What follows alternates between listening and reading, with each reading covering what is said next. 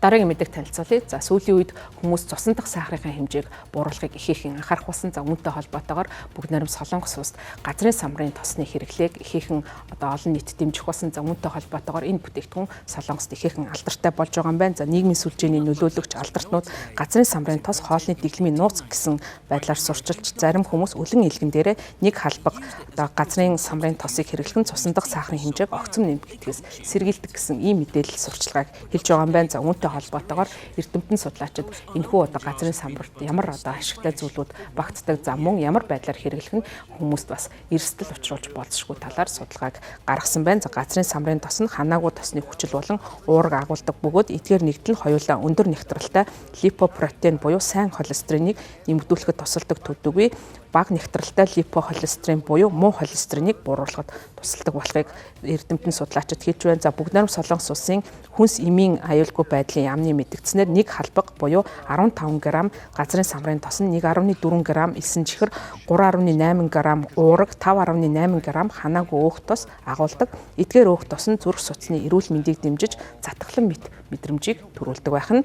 Газрын самрын тос нь цусан дахь сахарын хэмжээг докторуулахад тустай гэж үздэг.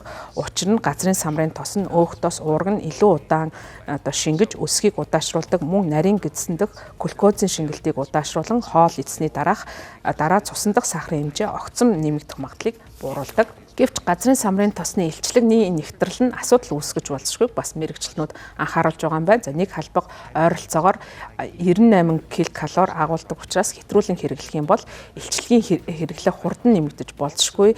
Элсэн чихэр ус төржүүлсэн тос эсвэл хит давс нэмэлтээр агуулсан бүтээгдэхүүнээс зайлсхийсэн зүйтэй учраас газрын самрын тосны тэжээллэх чанарыг агуулсан сошгыг сайтар уншиж шалгах хэрэгтэй гэж эрдэмтдээс бас анхааруулж байна. За ходоод нь хит мэдрэмтгий хүмүүс самрын тос бол илүү шингэх магадaltaй.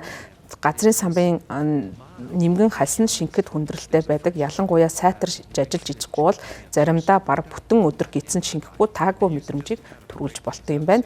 Гидс дотрын өрөвслийн шинжтэй хүмүүс газрын самрын тосыг бас болгоомжтой хэрэглэх хэрэгтэй. Газрын самар болон газрын самрын тосонд агуулгадах өөх тос их байдаг учраас цөсний шүүрлийг өдөөж гидсний хөдөлгөөнийг хурцсаж заримдаа суулгалт үүсгдэг. Ерөнхийдөө самар нь гидсний өрөвслийн хам шинжтэй хүмүүсийн гидсэнд хий дүүргэх юм уу суулгалт үүсгдэг эрсдэлтэй.